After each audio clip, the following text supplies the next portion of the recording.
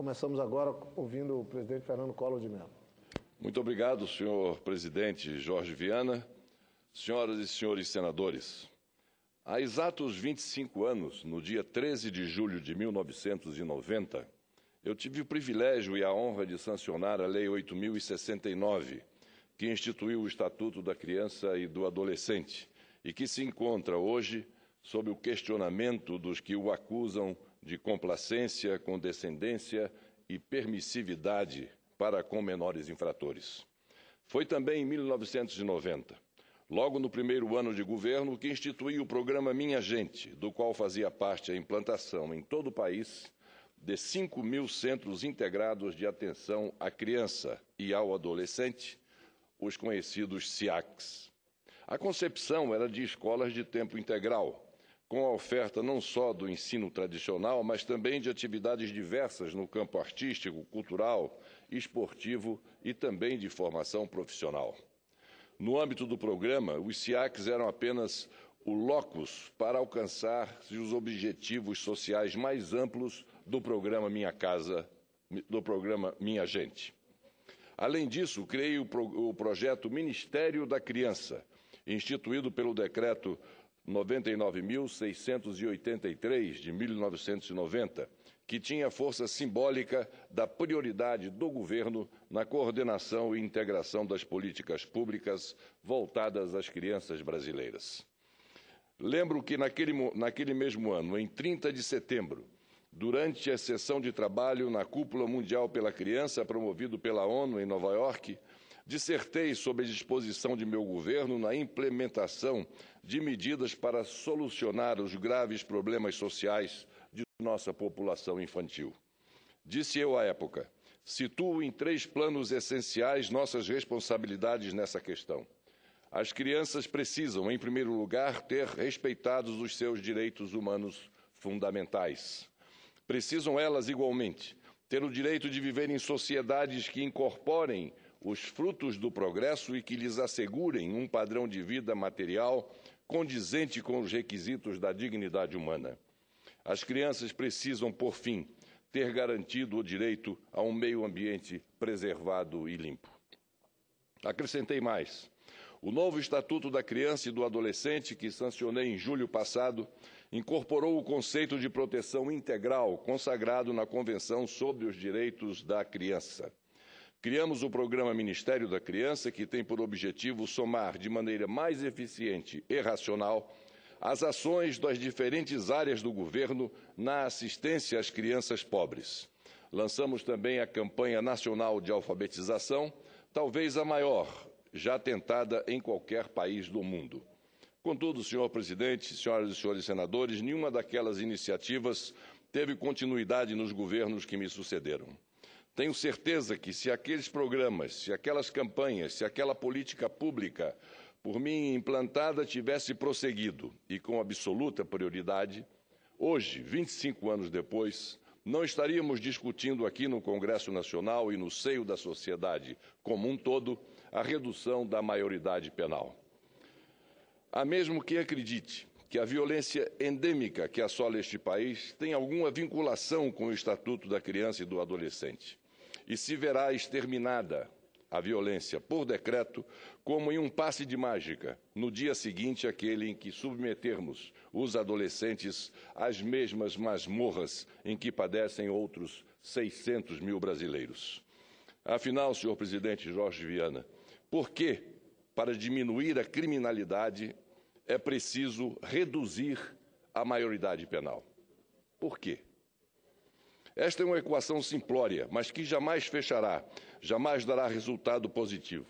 Prefiro o raciocínio direto e realista de que, se garantirmos a escola, como podemos querer responsabilidade, se não garantimos a escola, como podemos querer responsabilizar penalmente os menores de 18 anos?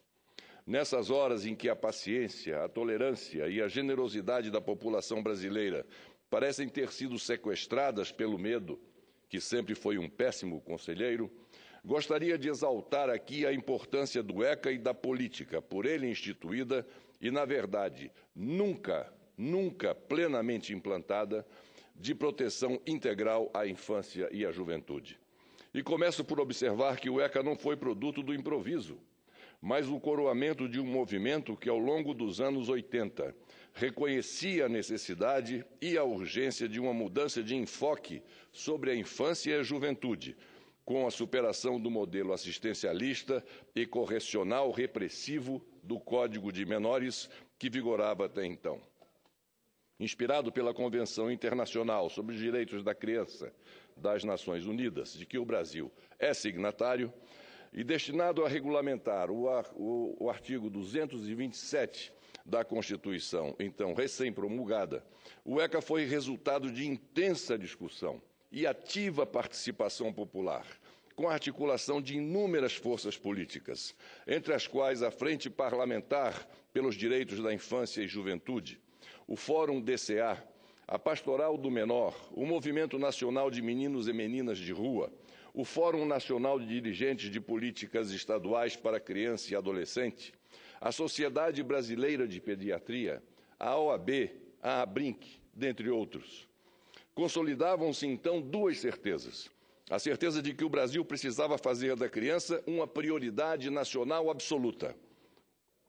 E a certeza de que as ações nesse sentido deveriam articular necessariamente o Estado, a família e a sociedade, por meio da descentralização político-administrativa e participação popular, consubstanciada nos conselhos tutelares responsáveis pela garantia dos direitos fundamentais das crianças e dos adolescentes. Contra a abordagem puramente repressiva que caracterizava o Código de Menores e que conduzia invariavelmente à reincidência, o novo Estatuto propunha, de forma inovadora, a doutrina da proteção integral, com a adoção de medidas socioeducativas que perseguissem efetivamente a recuperação e a reinclusão social do adolescente infrator. Elogiado e imitado em inúmeras outras partes do mundo, o ECA nunca chegou, porém, a ser completamente implantado entre nós. Nunca chegou a ser completamente implantado entre nós. Com efeito, tivéssemos sido capazes, nos últimos 25 anos, de instalar as políticas de proteção integral à infância prescritas pelo Estatuto, o problema que enfrentamos hoje simplesmente não se colocaria. Os adolescentes de hoje teriam recebido, quando crianças, educação e saúde de qualidade, teriam tido direito à habitação digna e assistência social e compartilhariam como sujeitos de direitos e cidadãos plenamente inseridos em nosso meio social, nossos valores e nossas práticas. Mas não. Não fomos capazes, senhor presidente, senhoras e senhores senadores, de levar plenamente a cabo a proteção integral à criança. E pagamos agora o altíssimo preço da omissão e da ausência do Estado, que sempre pesará mais sobre aqueles que não têm, fora do Estado, nenhuma opção. Porque os jovens que nos inquietam hoje são exatamente as crianças que abandonamos ontem. São o produto da gravidez precoce e indesejada, de famílias desestruturadas a quem não soubemos dar assistência.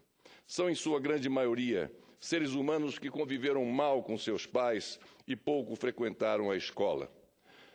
Elas são, enfim, o produto da negligência, da exploração, da violência, da crueldade e da opressão.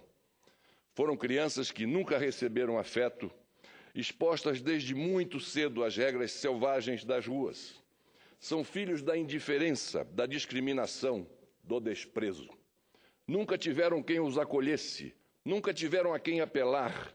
Aprenderam no mais absoluto abandono, na solidão severa e fria das ruas, a engolir o choro e a ignorar a dor. Não sabem e nunca souberam o que é o amor. E, no entanto, aqui estamos nós, a exigir que esses jovens, que foram de tudo excluídos, que nunca foram verdadeiramente sujeitos de direitos, que sempre foram marginalizados, se comportem como nós. E exigimos que aceitem nossas leis, e exigimos que respeitem nossas regras. Mas como? Se eles sabem que suas vidas foram cevadas com a frieza, com a malícia, com o ódio. mas como se nunca foram submetidos a nossos parâmetros civilizatórios e a nossos contratos sociais. Hoje, senhor presidente Jorge Viana, reduzir a maioridade penal é enrijecer as penas nas atuais situações ou condições sociais do Brasil beiram a deslealdade. Uma deslealdade maior do que os próprios crimes cometidos pelos jovens infratores. Convenhamos, o jovem que nos atemoriza não é um de nós. Não estamos aqui falando de jovens da classe trabalhadora que frequentam a escola e sonham com um futuro melhor. Não estamos aqui falando dos nossos filhos e dos nossos netos. Estamos falando de jovens que agridem por uma bicicleta, um celular, um troco qualquer. E que não sentem remorso, não sentem culpa, porque vivem em outro mundo que não é o nosso. Tem outra lógica que não é a nossa. Pautam-se por outros valores que não são os nossos. Estamos falando de jovens que aprenderam pela nossa indiferença a fazer da violência um modo de vida. Quem são eles? São muitos, senhor presidente. Eu agradeço a Vossa Excelência a condescendência. Apenas em 2014, 32 mil adolescentes de 16 e 17 anos deram entrada nas unidades de cumprimento de medidas socioeducativas do país. Segundo dados da Fundação Casa, 51% deles não frequentavam a escola e 66% provinham de famílias em situação de extrema pobreza. Esses jovens sabem que, quando morrem nas comunidades, no morro, nos viadutos, são apenas cifras, são apenas autos de resistência, não são ninguém. E eles sabem que são mortos às dezenas, às centenas, aos milhares, nas comunidades, nos morros, nos viadutos. Segundo o mapa da violência, 3.749 de 16 e 17 anos foram mortos por homicídio no Brasil apenas em 2013. Os sobreviventes desse massacre sabem que, para serem alguém, para tornarem-se visíveis, para tornarem-se temidos e respeitados, para merecerem nossa atenção, têm de se armar com revólveres e facas e vir se mostrarem aqui no asfalto. A vida para eles, e incluída a própria vida deles, não vale muito, não vale nada, não vale absolutamente nada. Foram acostumados desde sempre a não terem nada, a não serem nada. Não têm, senhoras e senhores senadores, nenhuma ilusão, nenhuma esperança, nenhum futuro. O dilema que se nos apresenta é, pois, como lidar com esse jovem, que é um estranho, que não fala a nossa língua, que não compartilha os nossos sentimentos, que não tem nenhuma empatia por nós. Assim como os criminosos não se deixam intimidar pela ameaça de penas mais severas, também nossos menores infratores responderão com indiferença e ainda mais violência à tentativa inócua de reduzirmos a maioridade penal e agravarmos sua punição. Eles não têm alternativa, pois é uma questão de sobrevivência, qualquer que seja a idade penal mínima, qualquer que seja a punição. De muito pouco, pois, valerá intimidá-los. Eles não se importam. Criados nas ruas e anestesiados pelas drogas, eles simplesmente não se importam. Será que há quem realmente acredite que esses jovens, que já agem por motivo torpe, se deixarão deter pela perspectiva de punição mais severa? Será que há quem acredite que, pela ameaça do chicote, esses jovens, de costas já crispadas pelo açoite, voltarão à razão? De muito pouco valerá encarcerá-los. Misturá-los aos demais, os criminosos se organizarão, se evadirão e atacarão mais uma vez com renovado ódio, com redobrada violência e, sobretudo, com aperfeiçoada experiência. Segundo dados do CNJ, a taxa de reincidência entre os presidiários brasileiros é de 70%. Ou seja, 7 em cada 10 presos voltam à cadeia no Brasil. Por que seria diferente com os adolescentes simplesmente encarcerados? É o que esperamos de nossos jovens, que se formem e que se aperfeiçoem na escola do crime? Como bem asseverou Evandro Lins e Silva, se a severidade das penas fosse algo eficaz no combate à criminalidade, bastava estabelecer a pena de morte, que os crimes desapareceriam com a só ameaça de sua aplicação, a aplicação da pena de morte. Por isso, de muito pouco valerão medidas agressivas. Para cada jovem que tomba, e já são milhares os que tombam, muitos outros surgirão. E já são milhares, segundo o IBGE. O Brasil hoje tem 21 milhões de adolescentes entre 12 e 18 anos. Ainda que apenas uma parcela ínfima, da ordem de 0,5%, se envolva em atos infracionais, quantos mais caberão em nossas jaulas, que já concentram a terceira maior população carcerária do planeta? Aliás, aqui vale citar o preciso diagnóstico de Douglas Hurd. Segundo o político inglês, a prisão é uma maneira muito cara de tornar as pessoas piores. Senhor presidente, senhoras e senhores senadores, enquanto insistimos nessa criminologia, enquanto insistimos nessa política vingativa de encarceramento massivo, enquanto fazemos de conta que o problema da violência se resolve por decreto, por meio da exclusão social, esses meninos, que são sintoma e não causa do esgarçamento do nosso tecido social, continuarão a infringir por aí. E assim, de infração em infração, de delito em delito, apenas aprofundaremos esse caos nosso de cada dia. O que fazer então? Lamentarmos-nos apenas? Rendermos-nos à delinquência? Não, jamais. A solução, precisamos reconhecer, não é simples, não é barata, não é rápida e também não é mágica, mas está aí diante de nossos olhos. A solução é mais e não menos proteção integral à infância e à adolescência. A solução é mais escola e não mais prisão. A solução é fazer valer o Estatuto da Criança e do Adolescente. Não se trata, senhor presidente, senhoras e senhores senadores, de condescendência, de complacência, de leniência. Trata-se de eficácia. Antes de reduzi-lo ao desmonte, é preciso transformar o ECA em verdadeira construção, um pacto nacional para a infância e a juventude, e evitar que daqui a 25 anos, aqueles que sobreviverem à escalada da violência dos dias de hoje estejam ainda na mesma situação. Já aprendemos, acredito que todos, que a inação, a negligência e a desídia para com a infância e a juventude nos cobram um preço elevado demais. A hora é de agir, a hora é agora, pois. Para os jovens que já estão nas ruas ou em situação de vulnerabilidade social, não nos resta alternativa senão a educação. Para evitar que se envolvam com o crime, é preciso inseri-los na sociedade, socializá-los. É preciso aproveitar a pouca idade que têm e oferecer-lhes perspectivas, uma razão de viver. É preciso acenar-lhes com um futuro. É preciso mostrar-lhes pela primeira vez em suas vidas a face acolhedora do Estado. É preciso, senhoras e senhores senadores, conquistá-los. Quanto aos que já se voltaram para o crime, é preciso refrear, em primeiro lugar, o desejo de vingança que se verifica em alguns. É preciso substituí-lo pela figura da justiça. São atos reprováveis os que cometeram, é verdade, mas é preciso julgá-los à luz de uma história de abandono e de privação, e entender que mais punição apenas pela punição redundará apenas em mais criminalidade. Para evitar que se multipliquem e reincidam, é preciso interromper a espiral da violência e do ódio. É preciso reconhecer que esses jovens infratores são, sobretudo e antes de tudo, jovens. São jovens, senhoras e senhores senadores. Têm 15, 16, 17 anos. Têm uma história diante de si. Ainda que tenham já a consciência da ilicitude de seus atos, estão ainda confusos, perdidos, magoados, revoltados, em processo de formação. E sendo jovens, muito jovens ainda, estão mais sujeitos à recuperação. Não podemos simplesmente descartá-los, não.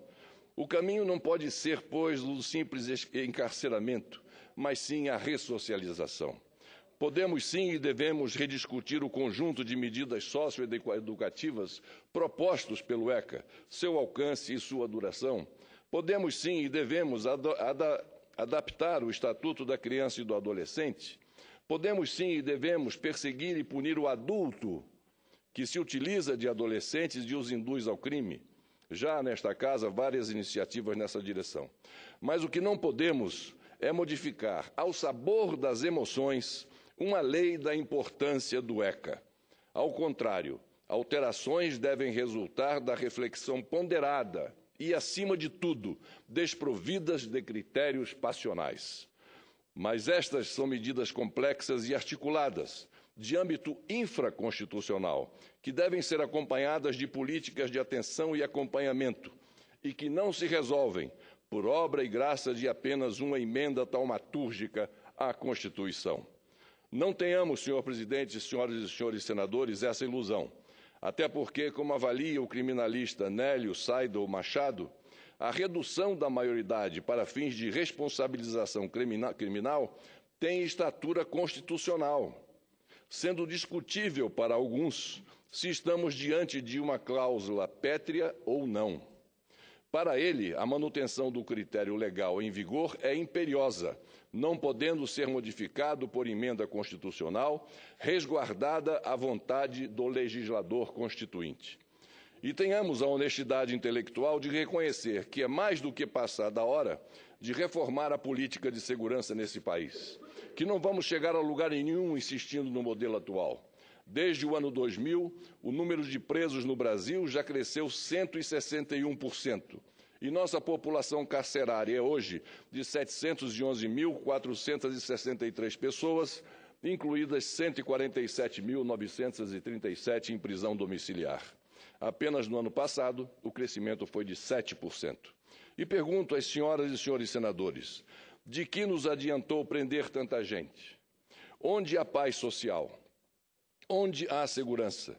O encarceramento massivo não só não está diminuindo a criminalidade no Brasil, como a está agravando, principalmente em razão da alta taxa de reincidência.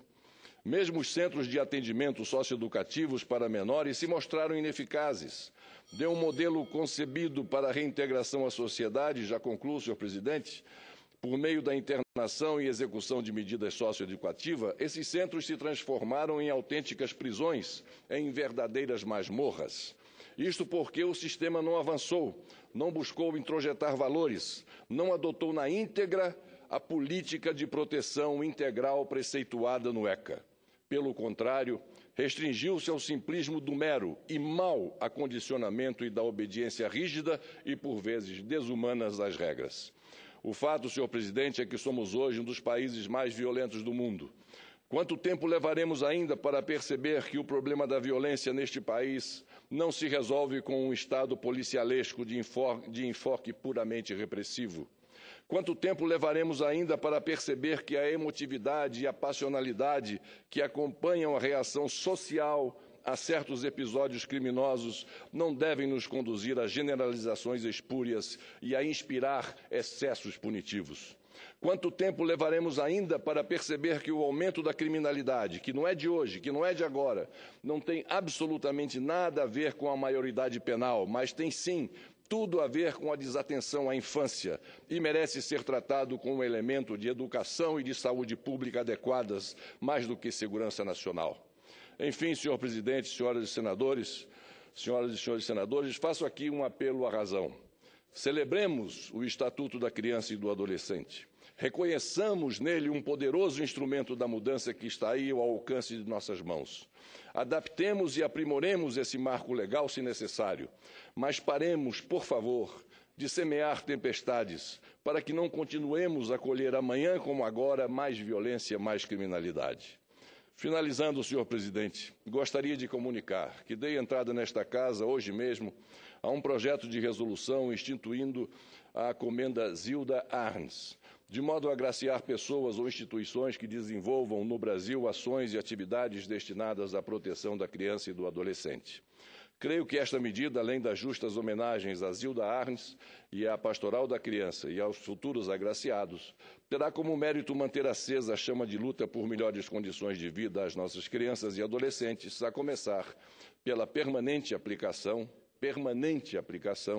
e aprimoramento do ECA. E é nesse sentido também, senhor presidente Jorge Viana, que nos próximos dias pretendemos apresentar um conjunto de senadores projeto de lei de aprimoramento do Estatuto da Criança e do Adolescente, não só adaptando-o, mas também consolidando as principais leis já existentes sobre o tema. Era o que eu tinha a dizer, senhor presidente Jorge Viana, agradecendo penhoradamente a Vossa Excelência pelo tempo extra que me foi concedido. Muito obrigado. Cumprimento Vossa Excelência pela oportunidade de tratar de um dos temas mais importantes para a construção da cidadania no país, e Vossa Excelência, que como presidente teve o privilégio de instituir no Brasil o ECA, e que hoje é debatido, e Vossa Excelência com propriedade traz o debate, as preocupações em defesa das nossas crianças e adolescentes.